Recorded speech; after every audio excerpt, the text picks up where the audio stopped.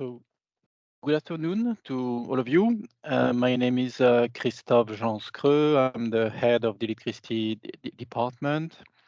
And so, again, welcome to this 1-hour event. We will be focusing on the maximum and minimum clearing price methodologies. A few statements from my side to open this workshop. I guess you are all aware of the extraordinary situation we are in today. So we had two price spikes in this year already. But when we look at the near future, we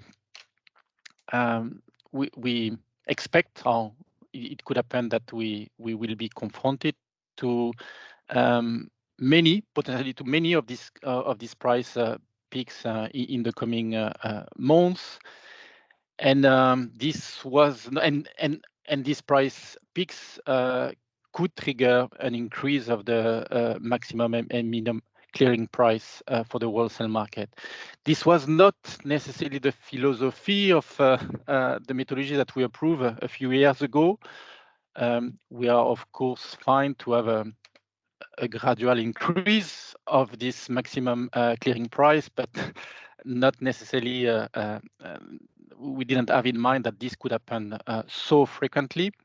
So in order to mitigate this risk of an unnecessary high number of increases of the price limit, which could be detrimental to the market confidence, we invited a couple of months ago, we invited the NEMOs to submit a new proposal of amendment of the methodology as soon as possible, and with the idea to approve a new methodology as soon as possible. Our objective is to so we have received this proposal from the NEMOs. I would like to thank them all for this swift move from their side. We have received this proposal, and the idea of this workshop is to discuss this proposal, to hear your views, to present this proposal, and to hear your views on this proposal. And again, as far as we are concerned, we are committed to approve a methodology as soon as possible, and in any case before the end of the year, in order to give as soon as possible some visibility to stakeholders. I will stop here and will give the floor back to Thomas, who will present how to make this session interactive, and he will guide you through the agenda of this workshop. So, Thomas, thank you. Thank you very much, Christophe, for the introduction.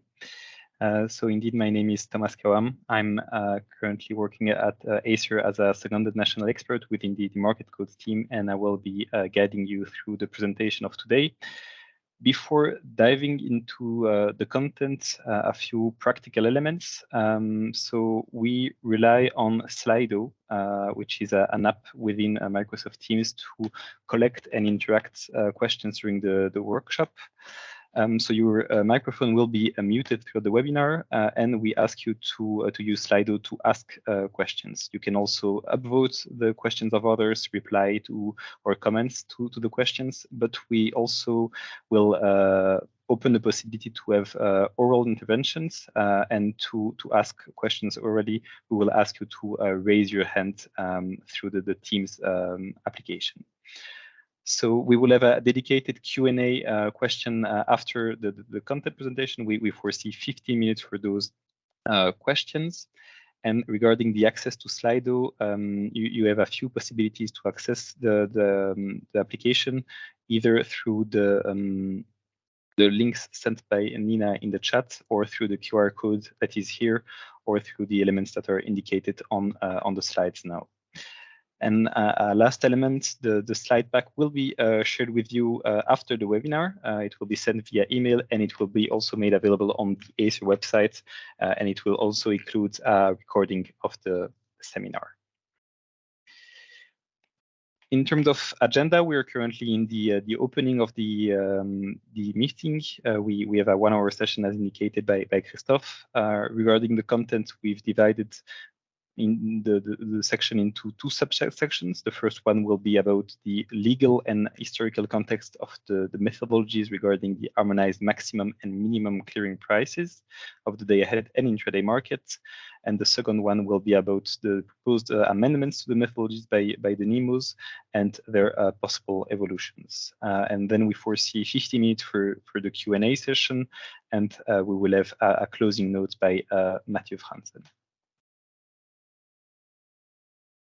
First, a very last element before here diving into the content of the amendments and of the methodologies, the planning. This is an indicative planning. This is what we foresee for now, but changes might be brought to the planning in the future, but this is what we're currently envisaging as the planning for working on those two methodologies. So as indicated by Christophe, we received the amendments by the NEMOs on the 15th September. We directly started a public consultation. We're currently in the public workshop that is aiming at supporting this public consultation, which will end by the end of the week, will be followed by the 2 months during which we will choose a design and initiate the approval process together with NRAs. And we foresee the approval to be finalized during the Board of Regulators session of the 14th December. Maybe a side point here, we have at ACER 6 months to finalize the decision until the 15th March, but we aim, as Christophe said, to take a decision rapidly. First section, the legal and historical context of those methodologies.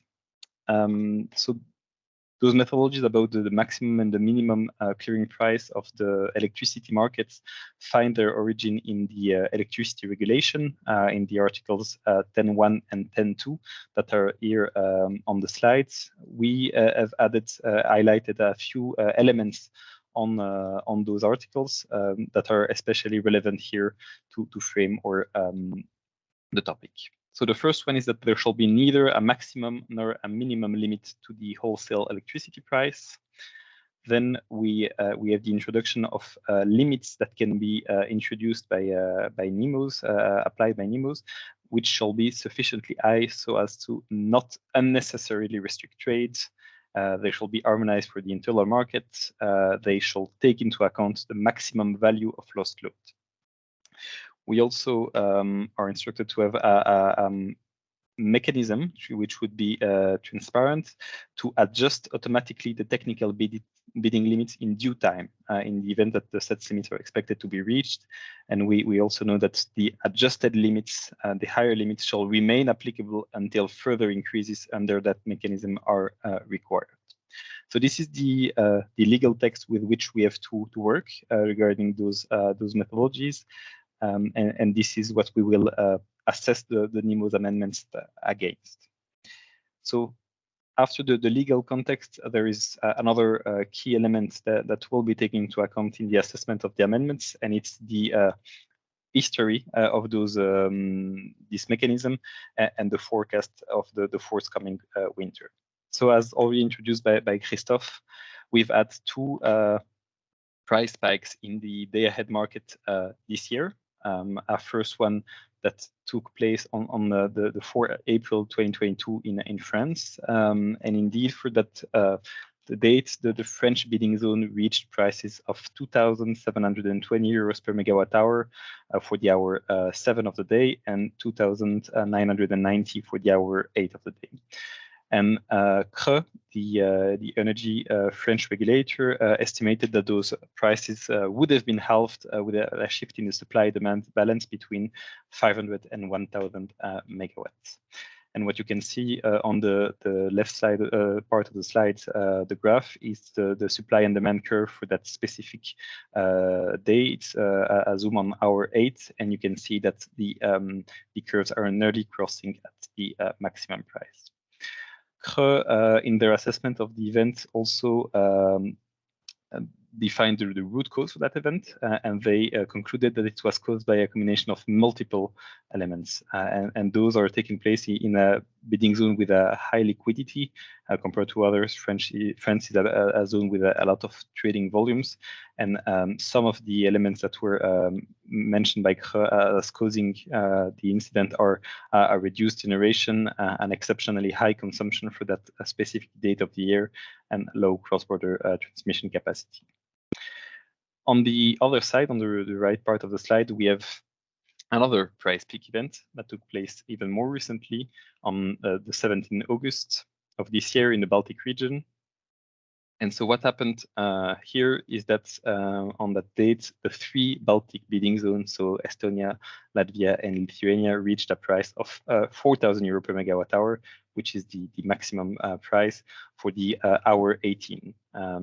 There was a total of 2.14 megawatt of electricity demand that were curtailed from a market point of view, and the curtailment took place after the activation of a 50 megawatt peak generation plant. And preliminary assessment showed that the event was caused by few elements and linked also to the low volumes that are traded in the region. So a low flexibility on the demand and the supply side. You can, for example, see on the curves here that the demand has an extremely sharp shape with few flexibility, and that there was also some reduced cross-border transmission capacity for that hour of the day. And those two elements combined with the expected scarcity for the winter ahead, ACER urged the NEMOs to review the harmonized maximum and minimum clearing price methodologies. And as Christophe already indicated, they did so swiftly. We're now moving to the content part, and we will here zoom on the proposed amendments of the NEMOs and their possible evolutions. So you will see that we are here objectively showing what are the amendments. We are restating the legal background of the elements that are included in the NEMOs proposal, and we are also indicating how could this proposal evolve. The objective here is to provide you with, let's say, more explanations to help you fill the public consultation, but not to judge the NEMOs proposal here. So the NEMOs have performed an assessment of the existing harmonized maximum and minimum clearing price methodologies for the day ahead and intraday. They had to do so according to the Article 4.3 of those methodologies, and they have therefore submitted amendments to the methodologies. And for your information, those two methodologies are based on the Articles 41 and 54 of the capacity allocation and congestion management guideline. And in a nutshell, those amendments consist in 4 distinct elements. First, there are changes to the initial price limits of the day-ahead market. There are changes to the automatic increase mechanism for the price limit in the day-ahead market. We see the introduction of an automatic decrease mechanism for the maximum price limit of the day-ahead market. And we see an extension of the applicable provisions to the intraday auctions that were previously not included in the intraday methodology. We start with the first element, the day-ahead initial price limits. As we will use the same slide template for a few elements, I will take a bit of time to present you what you will see. So first we have the current design on the top left, where we will I will explain what are the currently applying provisions for that specific design element. Then we will go through the proposed design by the NEMOs in their amendments on the top right. On the bottom left, we remind the legal background of that specific element. And then we explore the possible evolutions of that design element on the bottom right. So first element here that we assess, it's the day-ahead initial price limits. The word initial here is important because we have already quickly seen in the legal text there is the necessity to have limits that are evolving in the event that they're expected to be reached. So here, the number that you see on the slide are the initial price limits that will enter into force once the new methodologies are decided upon. So currently on the day-ahead market, the maximum price limit is 4,000 euros per megawatt hour, and the minimum price limit is minus 500 euros per megawatt hour. And in the proposed design by the NEMOs, we see a change in the maximum price limit, which would be lowered from 4,000 to 3,000 euros per megawatt hour. What does the legal text says? It says that the NEMOs may apply harmonized limit on maximum and minimum clearing prices for the day-ahead time frame, and that the adjusted higher limits shall remain applicable until further increases under that mechanism are required. So, seeing what the NEMO propose, what could be the possible evolutions? As said here, the objective is not to show a direction, but just to see where it could evolve and help you fill in the public consultation.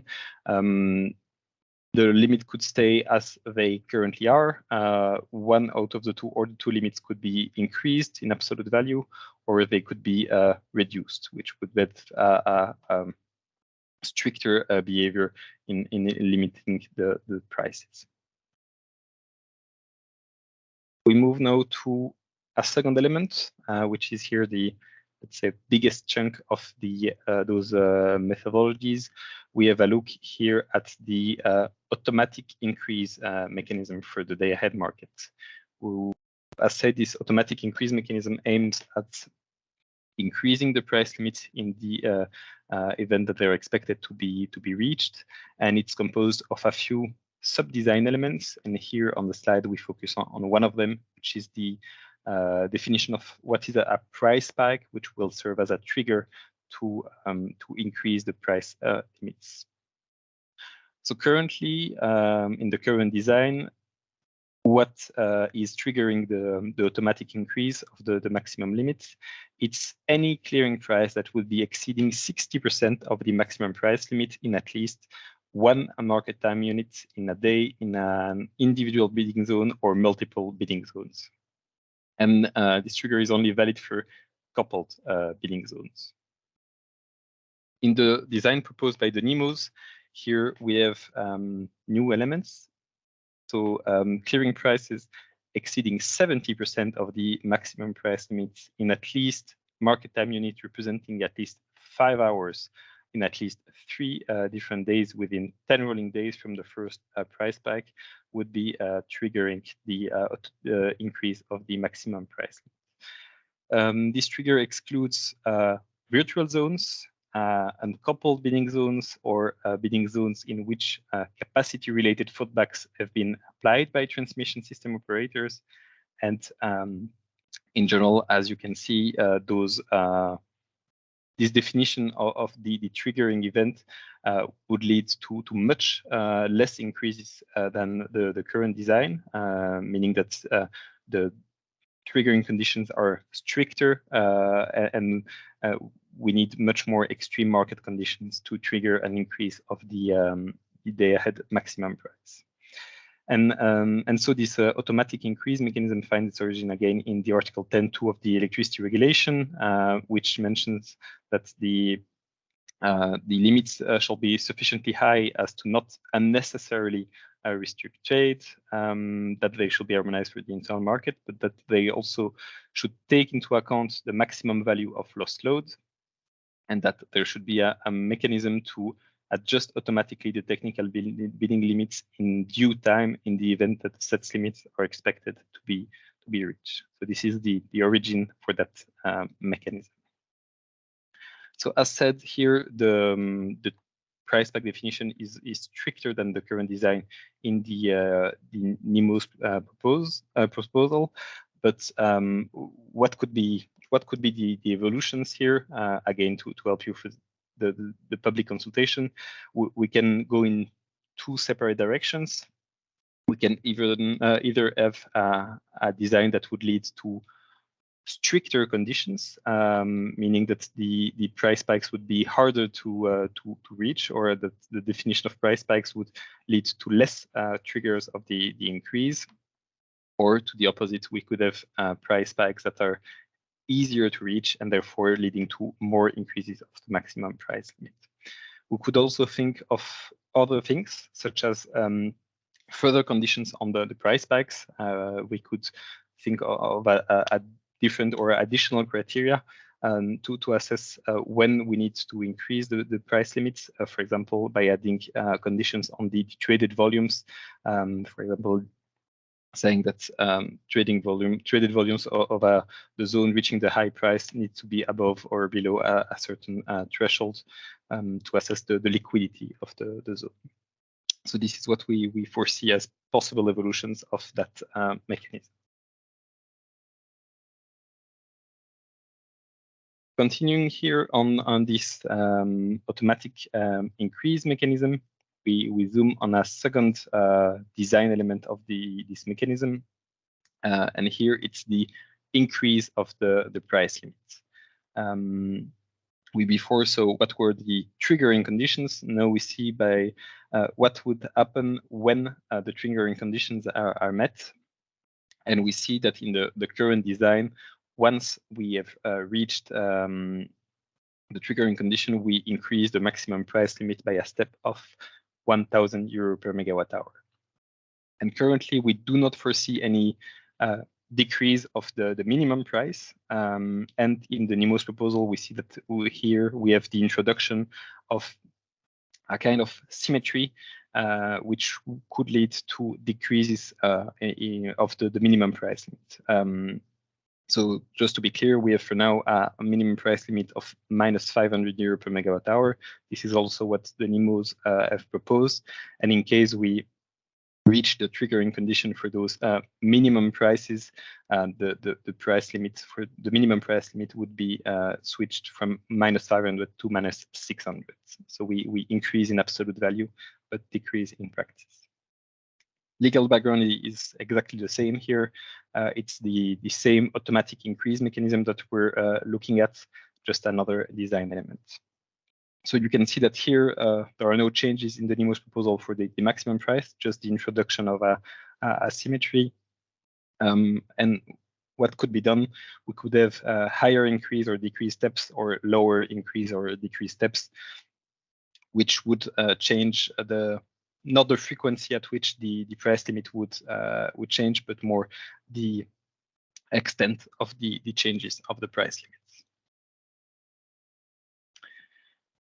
Last element here on the automatic increase mechanism, we look at the transition period and its treatment. So currently, what's happening? Sorry for that. I will just cut. So transition periods, currently, once we've reached the triggering condition for price spikes, we enter in what we call the transition period. It's a period currently of 5 weeks, which will define the timing in between the triggering conditions have been met and the implementation of the new updated price limits. So currently it's 5 weeks, and what is happening in the current design is that if we have again very high prices that are now measured in comparison with the future maximum price, not the existing one, but 60% of the future maximum price, we can have further price limits updates. So in practice, concretely, it means that if today we have prices that are above 60% of the maximum price limit, which is 4,000 euros per megawatt hour, we will trigger the automatic increase in 5 weeks' time. But as of tomorrow, we will start measuring price peaks that are above 60% of the future price limit, which would be price peaks above 60% of 5,000 euro per megawatt hour. And in the proposed design by the NIMOs, we see two changes. So first, we have a shortening of the transition period. It will go from 5 to 4 weeks. And here, another change. During the transition period, no further price limits update is initiated. So it is a kind of freeze, meaning that once we are entering this transition period, we are not detecting any further price peaks and not considering them for further increases of the maximum or minimum price limit changes. Legal background here, it's still the same, but we look specifically at the transparency mechanism to adjust automatically the technical bidding limits and the time element in due time in the event that the set limits are expected to be reached. What could be the possible evolutions? We could have a shorter transition period. We could have a longer transition period. We could allow for changes of the price limit during the transition period as we currently have. And we could also foresee a longer freeze period, so a period for which price limits updates would not be measured nor implemented. So to help a bit understand what would be the effect of those changes on the automatic increase mechanism, I've prepared here a few examples. So we have 5 of them, and we're assessing what would happen in terms of increase of the maximum price limit in the current design or in the NEMO's proposal. So the example 1 is an example from the past. It's what happened in France on April 4th this year with high prices in France during 2 hours of the same session. The example 2 is the Baltic event, another example of this year with 3 zones reaching the maximum price limit for 1 hour of 1 day. And then we have new examples. The example 3, which would be what we can call the Baltic price peak of this summer, followed by a similar event the next 2 days. So in total, we have 3 hours with a clearing price at the maximum price limit. Then we have another theoretical example, which would be maybe more representing of a scarcity for a duration of 3 years, where we have prices at the maximum price limit in 4 hours each day for 3 days in a row in one bidding zone. And then the example 5, where we have, again, the example 4 with the high prices 4 hours for 3 days in a row, but occurring every 5 weeks for 20 weeks, so occurring 4 times effectively. Looking at the current design, so the French price peak should have triggered a price increase. The same for the Baltic event. Then the example 3, where we would have 3 Baltic price peaks in a row, would have increased the maximum price limit 3 times. The example 4 would also have triggered a price increase 3 times, and the example 5, which is a bit more extreme, would have triggered more than 10 increases of the maximum price limit.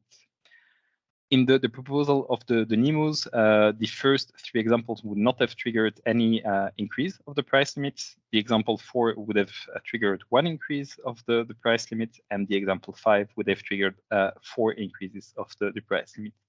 So you can see that in general, all the different elements combined of this automatic increase mechanism lead to what I call a much stricter trigger mechanism, which leads to less price increases and is more robust to some events.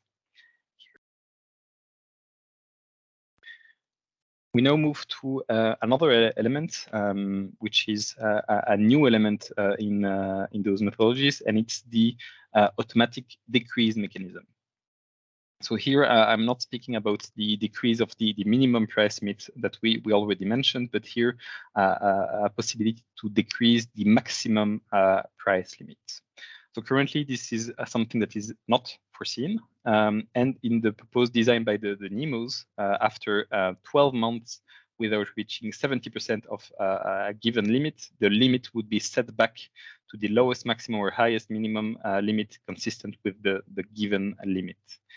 Meaning that if we do not have high prices for 12 months, we would go back to an initially set maximum or minimum price limit. There is a condition that the updated limit cannot be lower higher than the initial maximum and minimum price limits that we spoke about earlier. And so here I've added two extracts of the electricity regulation that I found relevant for this situation. The first is that the limit shall take into account the maximum value of lost load, and that the adjusted higher limit shall remain applicable until further increases under that mechanism are required.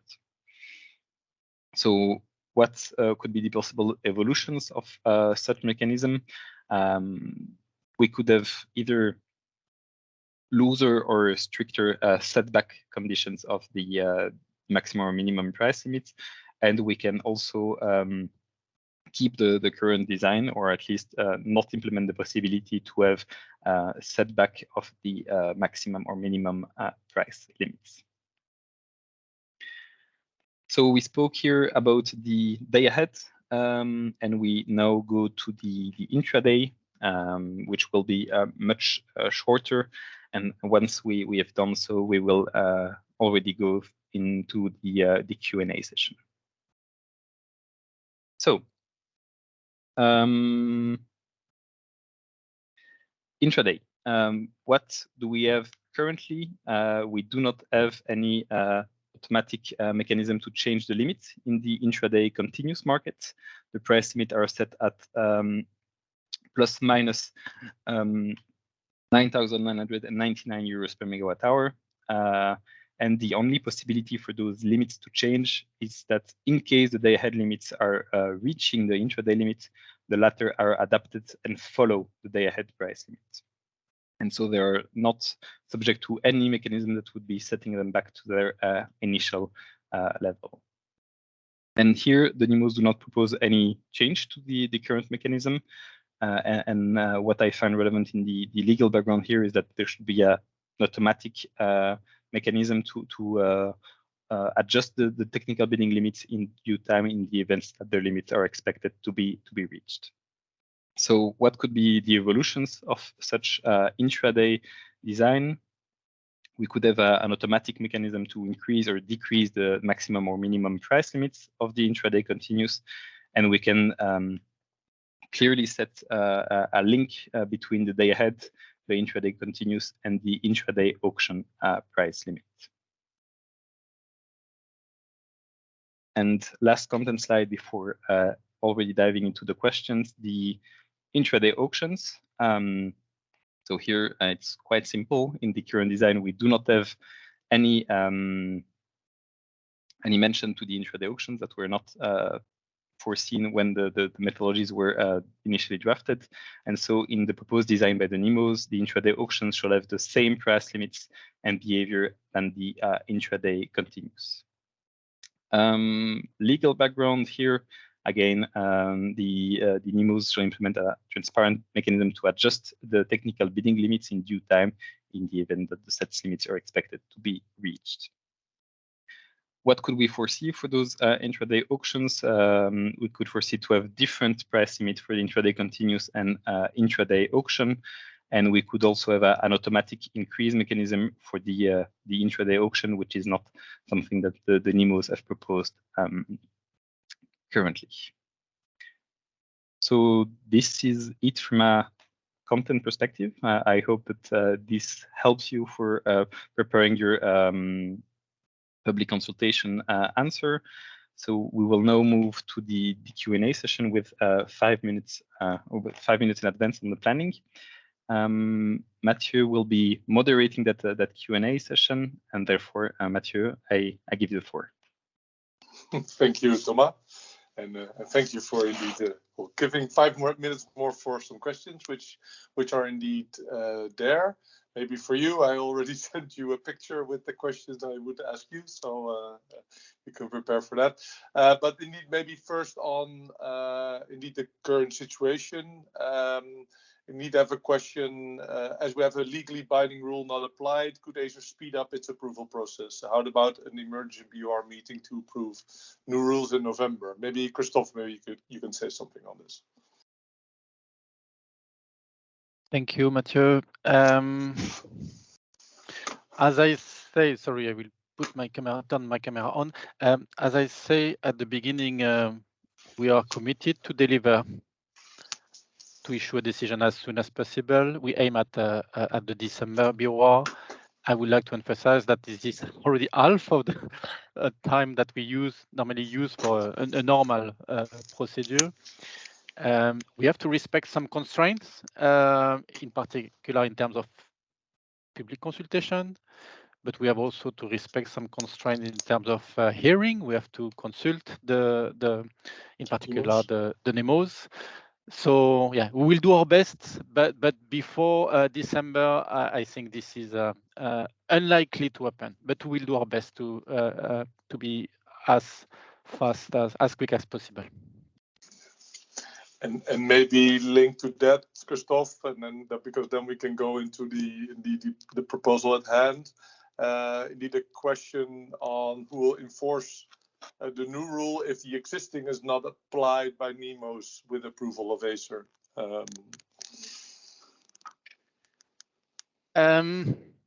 Again, as I say at the beginning, the rules that we have approved a few years ago, we didn't have necessarily this kind of extraordinary situation in mind. And this is why we invited the NEMOs to submit a new proposal as soon as possible. So this is something that we have to consider, even if I fully acknowledge that the situation is quite peculiar with some rules which are binding but not applied by the NEMOs. We expect that the new decision, the new rules will be more, will fit more to these kind of scenarios, this kind of exceptional situation. And in this case, it's the NRS who will be in charge, responsible to enforce these new rules if they are not applied by the NEMOs. Okay, thank you, Christophe. Then maybe for a number of questions indeed on the current proposal, Thomas, I will take them in how they score currently. So maybe they'll be a little bit different in order. But so the first question is, in making price limits harder or easier to adjust, where is the thought of making sure they remain technical price limits and not political or economic? That seems to keep people worried. It's a very valid question. So first, I think it should be reminded that the limits that we're speaking about remain in the same range. We're not lowering them to effectively capping the market. This is not the intention of those limits as described in the electricity regulation. And what we do here in willing the limits to change in a slower way is to not have any detrimental effect on the market. We've seen in the examples that the current mechanism would be or could be reacting to extreme market conditions with more than 10 increases of the maximum price limits. So even if the limit is technical and does not aim at limiting the bidding, we see this as being detrimental to the market. And this is a bit where we set the limit. We want those limits to evolve, to be compliant with the electricity regulation, but we do not want them to have any detrimental effect on the market that could be caused, for example, by a snowballing effect of the increases. Thank you. Now I see some questions competing for the top spot, but maybe to first go into a bit of a related question, which is, since the vol is different from country to country, how can HMMCP take into account vol with one value only? Vol is not harmonized, or will ACER harmonize it? So sorry for putting this question to you. I speak under your control, Mathieu, but I don't think we want to harmonize the vol at a European level. At least it's not the role of that methodology. Here, the objective is to take it into account. And so what we think is that if we have a price limit that is ever increasing, which is, at least from what I understand from the electricity regulation, the objective, we will consider this value of lost load, because at some point there is no more willingness to bid, and therefore we try to find a value of lost load, maybe not the value of lost load of everyone, but at least we will find one, and we should have no more increases of the price limit, because at some point there is no more willingness to pay from the demand side at a certain price limit. Thank you, Thomas. The next question, which was going up quickly in the question list, was so ACER envisages that the decision will be made in December. What is the predicted go live of amendments to the methodology? So indeed, how much time in entry into force time it would have? So decision-wise, once the decision is taken, it's enter into force. However, what could be foreseen is to set an implementation date for the new mechanism to enter into force. And what we could foresee is to have a mechanism, a dynamic mechanism for the maximum price limit update that would only be entering into force after the winter. So this is not something that is decided yet, but this is something that could be foreseen to have a different treatment of this specific winter and what would be coming after. But we do expect maybe the question on the go live, probably also the implementation timeline. We expect it not to be very long, right? To be confirmed by the NEMOs, of course, NEMOs. And will depend of the design of the mechanism. But at least what we expect is that the procedure is not complex to implement as such. It involves manual actions, but and therefore the lead time between the decision and the implementation is theoretically short, but could be extended to specifically treat this with this winter. Thank you. I think I'll skip the next one because that was. Oh no, I have. Sorry. Yeah, the next one was the same question on the time between entry into force and the application. Then there was a question, and I think you've partly answered, but maybe you can add a bit more on that. Can the interim period be lowered compared to the proposed 4 weeks? This would ensure a more dynamic process.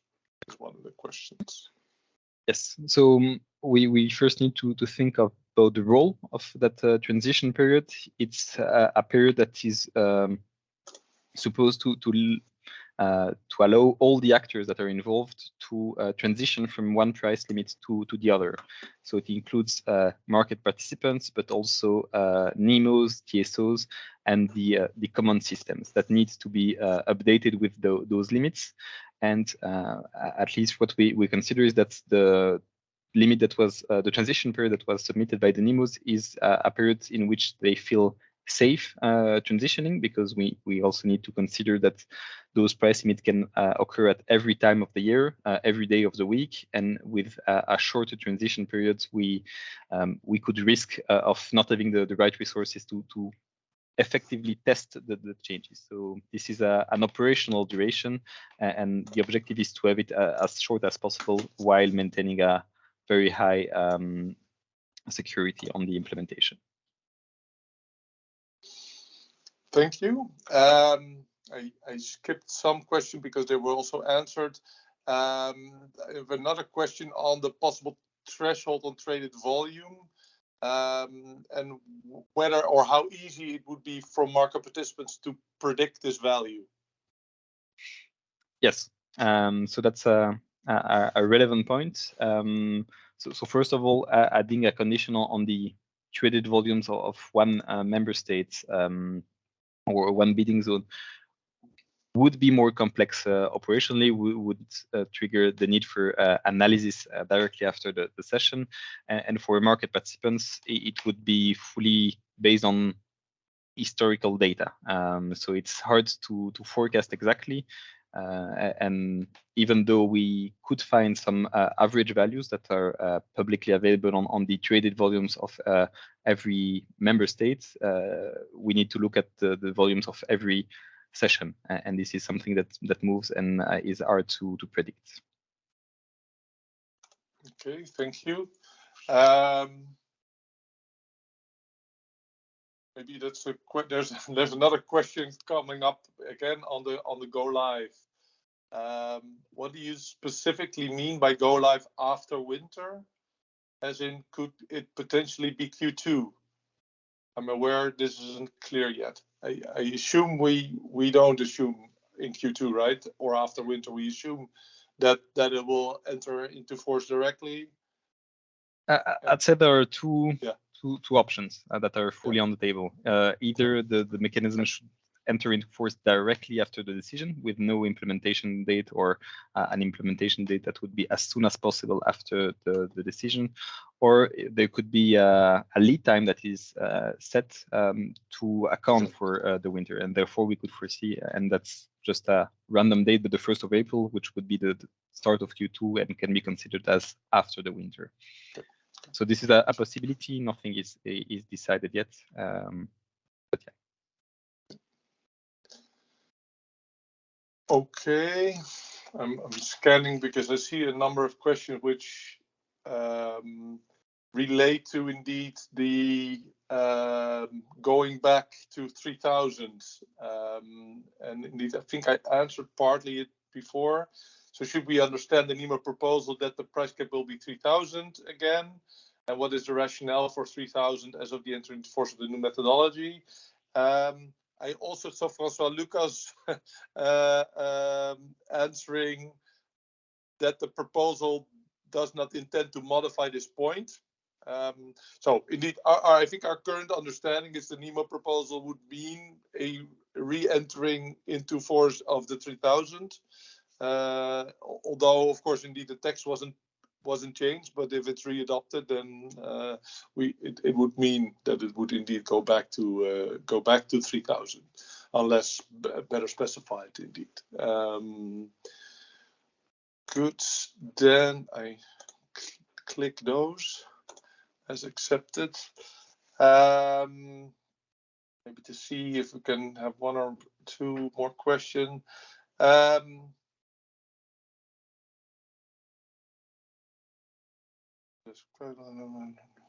Sorry, just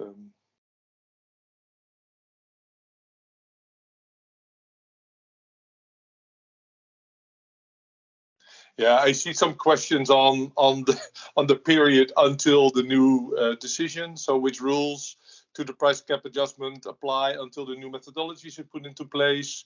Will the max price remain at 4,000 until then?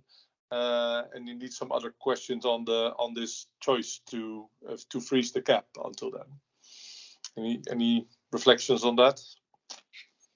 Yeah, I don't know if Christophe wants to take the floor here. Yeah. Could you?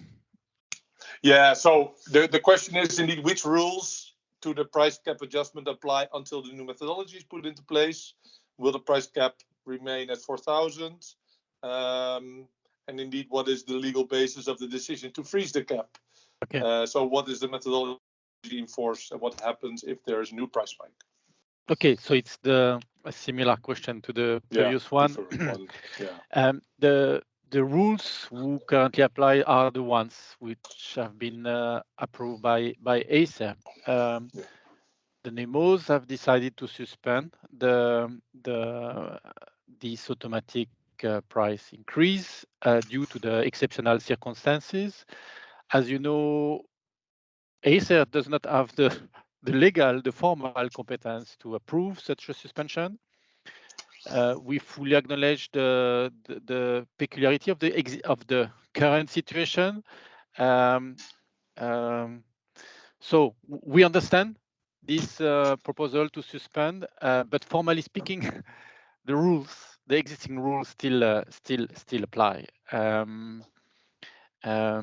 We are not responsible for any enforcement actions, but frankly speaking, I don't expect that neither the Open Commission nor the NRS will take enforcement measures for a compliance issue, given again the exceptional circumstances we are in. So again, this is why we want to approve new rules as soon as possible to have a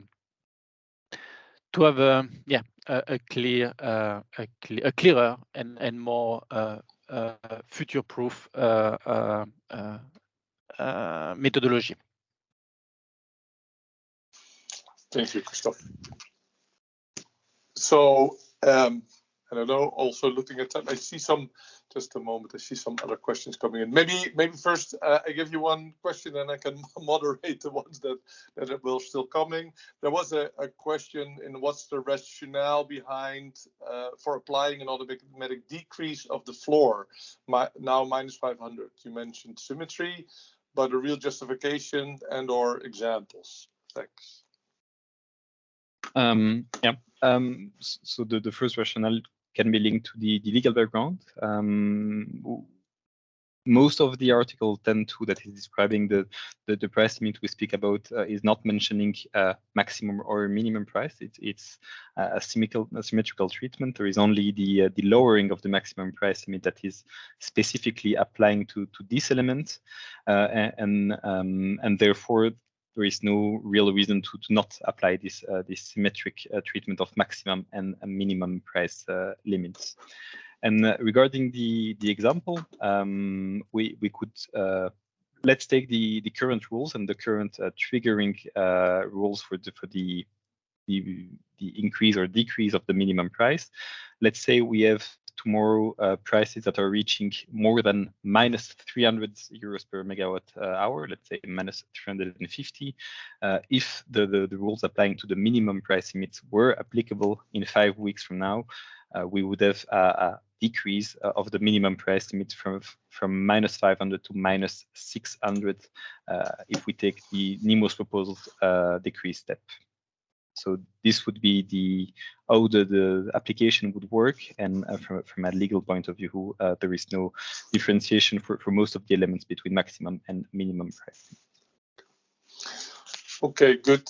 Thanks, Thomas. I think I would propose to, because there's a number of questions, we promised that we at least some of them will give you an answer. Some of them are very broad, like broader lessons on the whole situation, which I think I would not try to answer in this webinar today.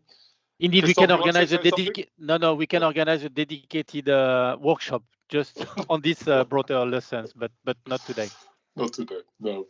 Thank you. I would indeed then go to sort of the final part, and I don't. If you have a next slide, right? Yeah. So indeed, the general. So for the public consultation, we've really tried to have an open consultation and to welcome your views on the proposed amendment and indeed their possible evolutions. And indeed, with those responses, we'll try to publish, have a report on that, and indeed how we reply or move on those responses, and how we will take into account in our final decision. We were ready, and even so for those that really want to discuss this further, we're open to have a call in the limited time we have. But if you really want to, you can approach us, and we can have a call with you on more specific points. Then on the final part of this amendment, we would try to poll you a bit on what you think is the current situation, and I would therefore open now a poll on the Slido on these three questions which are now on the screen. So I would invite you to go to the Slido and sort of cast your votes. What your general opinion is on the tendency of the amendments proposed by the NEMOs.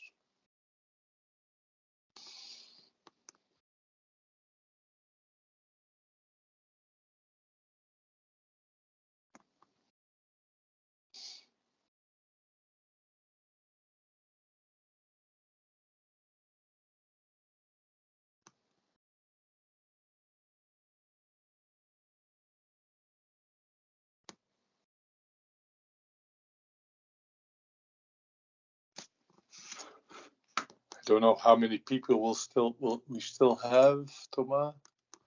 I see 122. 20, yeah.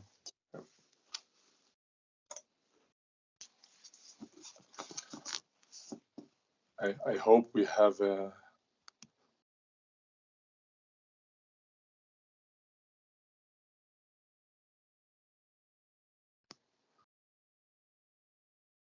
Or maybe this is just a very hard question.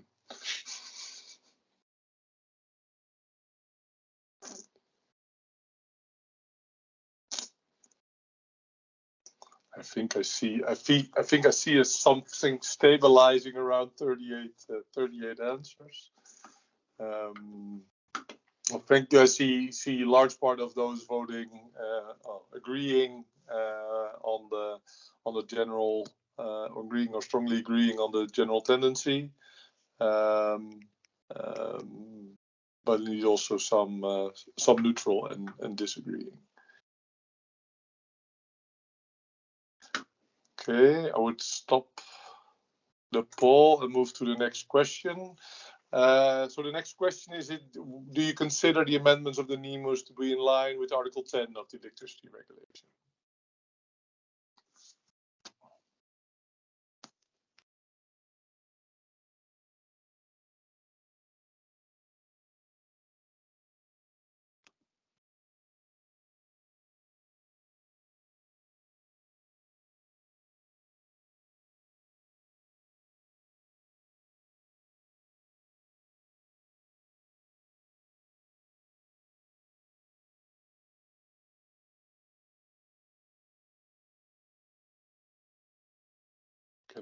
Getting to 40 quicker this time.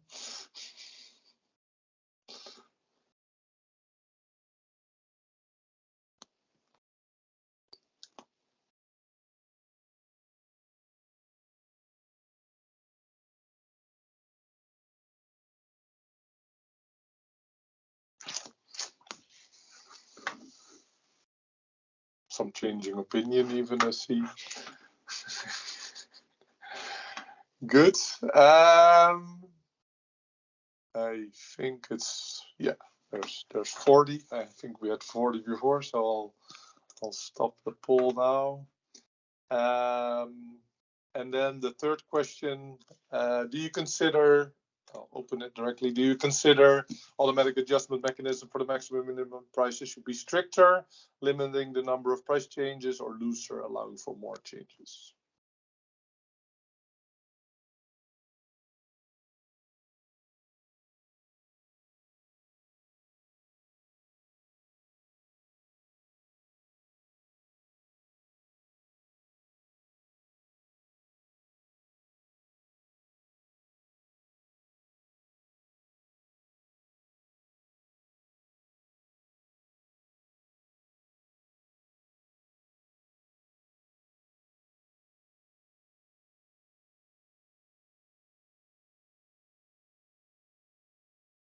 So also here, see we're stabilizing around 40 responses.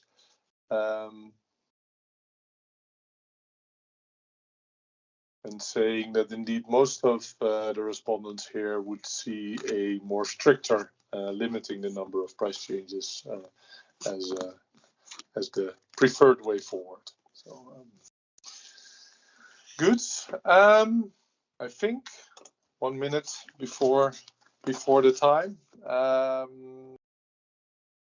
think I would all thank you for your participation today. We all invite you to give us your input into the public consultation, so we can take that into account in our decision making in the coming periods. I think you understand that this is a priority topic for us to find a sort of a satisfying solution going forward.